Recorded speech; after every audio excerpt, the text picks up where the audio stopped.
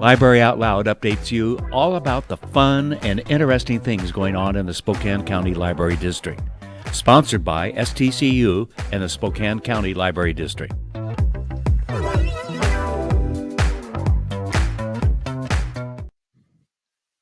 Hello and good morning. I'm Jane Baker with the Spokane County Library District, and this is Library Out Loud, where we talk about all things related to the Spokane County libraries. Joining me today is librarian Molly Moore. Good morning, Molly. How are you? Hello, I am doing well. Thanks for asking. How about yourself? I am doing well too, thank you. And today I've invited you on to talk about something that's happening right now in the Spokane area, something that you've done a lot of work on, and that is the Spokane History Walk. And we'll talk all about the details about the History Walk. But first, tell me, why did you decide to do a history? Well, first, tell me what the History Walk is. Yeah, so I was looking at Spokane's history a little bit, and I came up with about 25-30 spots in downtown Spokane that have historical relevance, that there are places that people can stop by and visit and learn a little bit about Spokane's history as they do so. And I put them together in a 4.5 mile loop, almost. It's almost a loop. Almost a loop. It's great. We'll get into talking about some of the locations, but let's talk a little bit about what inspired you to do a history walk. Yeah. Well, honestly, the protests that Spokane had last summer were part of my inspiration. And I didn't know a lot about Spokane's history when it came to really anything. So I was looking at what was happening last summer, and I thought I'd like to learn more about why this is happening here. And it led me down this path into the history walk. Initially, I was going to try and put something out for Black History Month, but it turns out that no one really wants to go walking in Spokane in February. So instead, I sort of expanded the scope of what I created, and it put it out in April, which is Cultural Diversity Month. So we're looking at some of the African American history, some of the Asian American history, some of the women's history present here in Spokane. And each of the stops relates to some kind of cultural history for the region. Great. So the history walk includes sites and statues, places to remember, honor, and let you know more about some of the lesser known and important members of our community that way. It's not just a walk. It's also related to a program called History Pin. Can you tell me a little about History Pin? Yeah, I used History Pin to kind of cultivate the collection. So you can take this tour in person. We have a PDF on our website that you can print and physically have with you if you are in the Spokane area and want to take the tour in person. But History Pin also allowed me to offer the tour virtually. So it exists online. You can visit each stop, and there's a picture of each stop in the History Pin tour. And next to it is the same reflection that you would get if you printed off the tour. So you can actually take this walk, so to speak, virtually or in person. And historypin.org is the place that I use to kind of curate it. Okay, that's great. So 4.5 miles long. So say you and I, after we're done here, we're going to go do the history walk. Walk me, no pun intended, but walk me through it a bit to let me know Yeah. what we would experience. So it takes place in downtown Spokane because, I mean, the Spokane area, it turns out, I didn't know much about its history, so this was a really cool project for me to learn some new things. And so the region itself has lots of historical places you could visit. I had to narrow it down to places that you could walk between, and downtown Spokane offered the best, like the most places that you could walk to. Sure. So it starts off at a train trestle downtown that has the Northern Pacific Railroad symbol on it, which is a yin yang symbol. Hmm. And that I use that as a moment to reflect on the history of Chinese Americans building the West Coast railroads. And you move north through downtown, Hmm. and you hit the Hutton building, and the Huttons were a really prominent family here in Spokane. They were fun to learn about. It's really amazing rags to riches story. Hmm.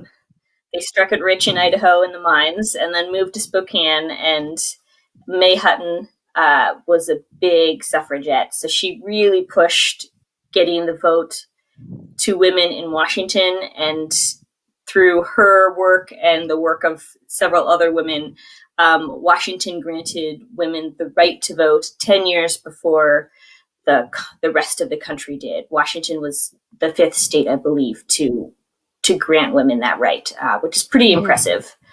Hmm. And we just continue on toward Riverfront Park, passing things like Spokane back in the day had its own version of a Chinatown where the majority of Asian Americans lived. And then we move into downtown, or we move into Riverfront Park, where most of the stops are sculptures or monuments that exist in the park. And what I think is cool about this section is I have passed many of these sculptures a lot of times while walking downtown, and I've never taken a moment to pause and reflect on what they might mean. So I'm hoping that through this walk, people can see things that they've seen before, with a different perspective, through hopefully more of a social justice lens than before. Hmm.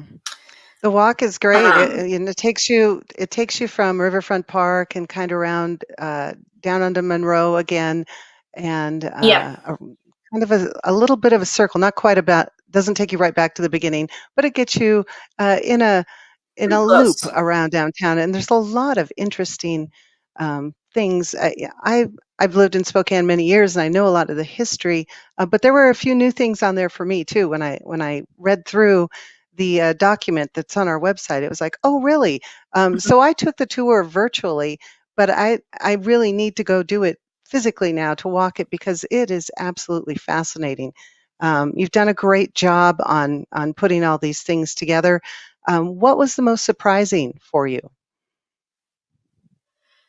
Well, like I said before, pretty much everything I researched, I was new to me. I learned a lot. My favorite Mhm. stories happen to be the stories about there are several stories of nuns on the walk because they were really influential. It turns out to founding Spokane. It was a group of nuns that built the first hospital hill here. Mhm. Um, you you're not going to have a true city if you don't have healthcare. And then there was another nun who built some really cool statues, and she was a welder in addition to being a nun. And so ultimately, I think my favorite stories were about these pretty incredible women who were making big changes for the city. But yeah, every stop along the way, I learned something new. That's great. It's fascinating information and a fun way to do it.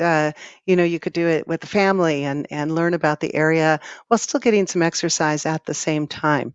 So let's talk about where this information is. It is on our website at scld.org, and it's a Spokane history.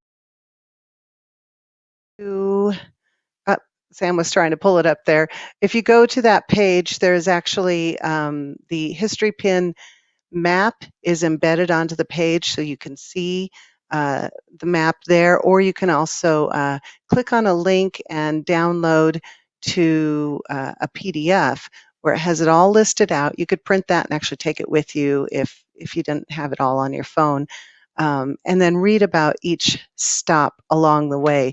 Absolutely fascinating. 4.5 miles. It would take you probably a good afternoon, don't you think, Molly? Yeah, I would say 90 minutes minimum. Depends on how quickly you walk. Probably could be 2 hours. Highly recommend, if you can't do it all in one go, split it up. Maybe you do the first half one day and the second half another day. If you can't make it the whole way in one. It's all paved. It's sidewalks, and then the park is riverfront, or Centennial Trail, Riverfront Park. It's all paved. So accessible if you do have a family and you have kids in strollers, still doable. Grandparent in a wheelchair, also doable. But I would wear good walking shoes and bring some water. Good advice. It's a fascinating tour. It takes you through, as Molly mentioned, some of the nuns who established what is now Sacred Heart, and through the statues and things like that. You go past Lincoln on Monroe there, by the old Spokesman building, which I believe is now Dry Fly Distillery, and you go past there, and little tidbits of information and interesting things about your own town. So it's kind of a fun thing to do. Molly, I want to say thank you for putting the work in on this. Again, I hope people go to scld.org and search for Spokane History Walk, and it'll bring you up to the map and the PDF that you could download or take with you, and take a walk around Spokane on one of our sunny afternoons. Molly, thank you for joining me today. Great work again on the History Walk, and I look forward to more exciting programs. You've been doing some great, exciting stuff for the district, so I look forward to more from you. Thanks for joining me today. And coming up right after a break, we're going to be talking with Corinne Wilson, a librarian of ours who has a side gig as Nancy Drew. More on that coming up right after this break on Library Out Loud. What? You haven't been to the library lately? Stop in today and see that the library is more than books. Spokane County Library District facilities feature on-site technology, including Wi-Fi, computers, and printers, as well as free use of meeting rooms. The Library District offers events and programs for all ages, from story times to career development and employer classes to Social Security workshops.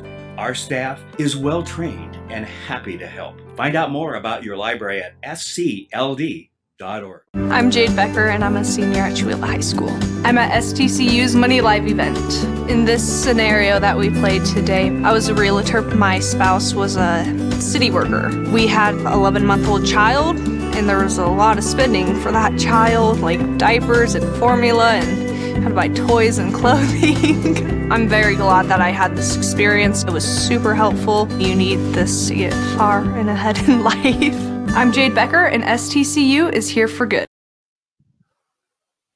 And welcome back to Library Out Loud. And it's amazing how Sam, you do these great things there at the studio, and suddenly Corinne has appeared.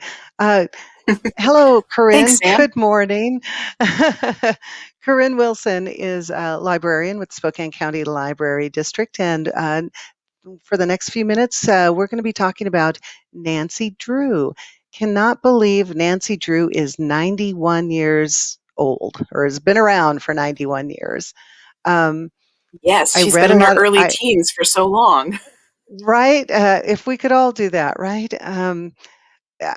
I read Nancy Drew growing up, and I'm much older now, and I don't recall a lot of the stories. So I'm looking forward to hearing more about this. You have some unique things coming up with Nancy Drew. Talk about that a bit, Corinne. Sure. So we have two programs coming up to celebrate Nancy Drew's 91st birthday. And Mhm. one is an escape room for kids. They don't need to have to necessarily have read any Nancy Drew in order to complete the escape room. They just have Okay. to be able to work together with the other kids in their group in order to help Nancy get out of the room where she's been locked by an evil villain. There's going to be all kinds of things in the room that Nancy Drew can touch, and they can help her search for clues and solve puzzles. So that's the event where I'll be dressed up as Nancy Drew. I've got a short red-headed wig that looks just about like that, and an old-fashioned dress, and the kids will be able to communicate with me via Zoom and tell me where to look so that I can find the keys to get out. And then the second program we have is officially on Nancy Drew's 91st birthday, which is the first book came out on April 28th, 1930. And so on Wow. April 28th, we'll have a historian, a guest historian on our Zoom program who's going to talk to us a little bit about the history of Nancy Drew, what she's meant to different generations, how she changed publishing a little bit, and other kind of tidbits that people might not know having just picked up the books at the library or a bookstore. So I think Sure. it should be fun. And that is a Zoom. Both programs are on Zoom, so they Both are virtual, virtual. yes, both on Zoom. Okay. And that session with the historian, I believe it's Leslie Goddard, and she Correct. is on April 28th from 6:30 to 7:30 p.m.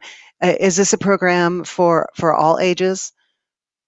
Yes, it is. And I'm really hoping that all ages do show up. I think a lot of families will have grandparents who read kind of the original Nancy Drews that are really big and thick and have Nancy with her blue roadster and her cloche hat in the 30s, and parents who maybe read the exact same titles that were rewritten for a 1950s audience, and kids who have read either of those, or maybe even some of the modern adaptations like the graphic novels. There were some new adventures in the 80s. Nancy Drew's been rewritten so many times. I'm hoping this is a way that whole families can kind of talk about different ways that they've enjoyed the same character. Mm-hmm. What do you think is it that makes Nancy Drew last so long? What is it about her that captivated us? I think part of it is for little kids of any generation, having cool spy skills is such an attractive thing.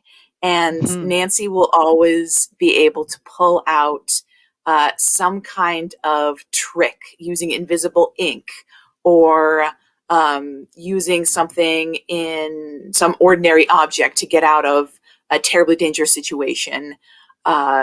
Figuring out why somebody may be lying. Those sorts of things I think are going to be interesting to every generation. They're very fun. And then I think for readers when this series first came out, Nancy was one of the first heroines who, instead of being the female character who tags after people having adventures, she gets to be the female character who's having the adventures.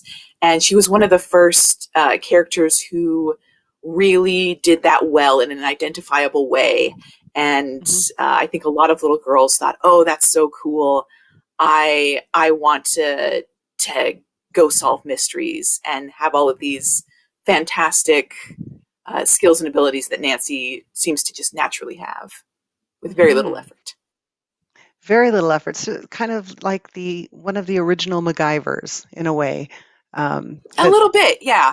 That story still the spy and being able to figure out how to get out of any problem with any type of household or common item, that is captivating. That's a lot of fun. So Sure. Don't we all wish we could registration. do that? Right.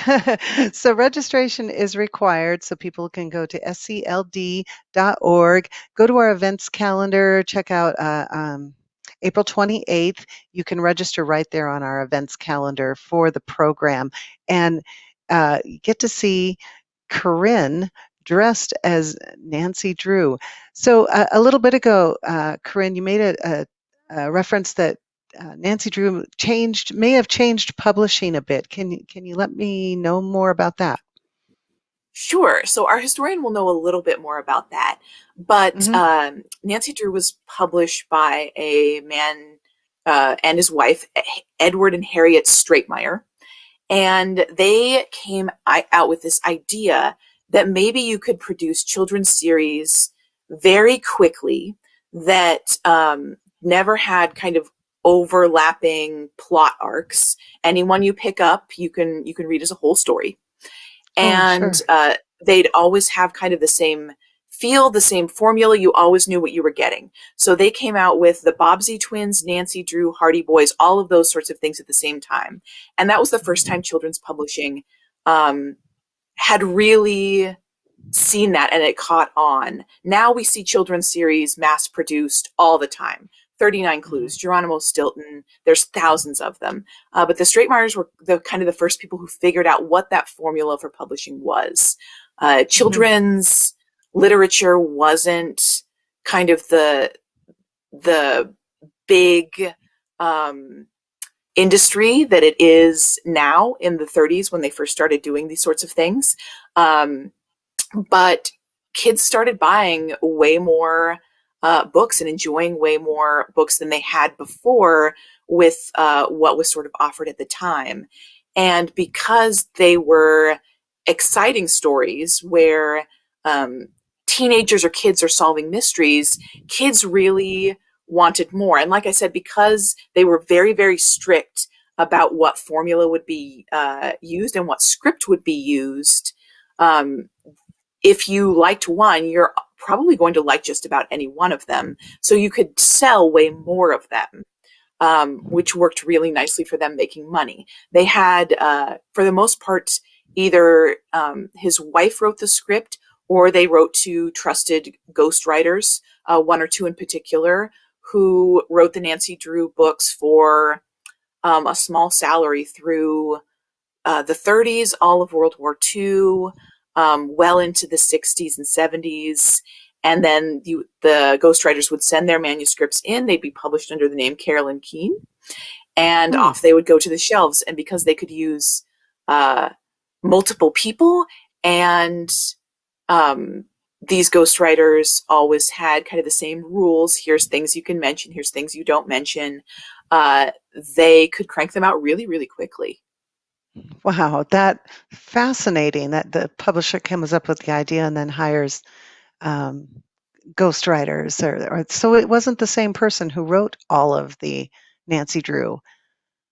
No. That Several absolutely of them were written by fascinating. Mrs. Stratemeyer, and then there was one or two other people who wrote the rest of them. Wow, that is truly fascinating. Do you know where the Hardy Boys, the same formula? Same sort of formula, I think, though I don't know as much about how many ghostwriters they had or who they were. Oh, sure. Sure. Oh, that is absolutely fascinating. So, The Mystery of Nancy Drew is the name of the program. It's coming up on April 28th from 6:30 to 7:30. It is a virtual program, so you log into Zoom and be able to talk. Will you be able to talk and ask questions with Leslie there? Yes, at least towards the end of her presentation, we'd love if families would bring their questions about Nancy Drew. Mhm. I think that would be great. Okay. So it will be Corinne as Nancy Drew and historian Leslie Goddard with the Mysteries of Nancy Drew, April 28th, 6:30 to 7:30 p.m. Go to scld.org, click on events, navigate your way to April 28th and sign up and check it out. It sounds like a fascinating program. Great job in putting this together, Corinne. And thanks for joining me. Any final thoughts on Nancy Drew you'd like before we end the program? I'm really looking forward to hearing what families enjoyed about Nancy Drew or are still enjoying. Yes. Add some more information onto why Nancy Drew is so captivating. I hope the program is a success. I hope lots of people come in and we get to hear some feedback about that. Thank you for joining me, Corinne. Thank you for the work you do and bringing us the mystery of Nancy Drew.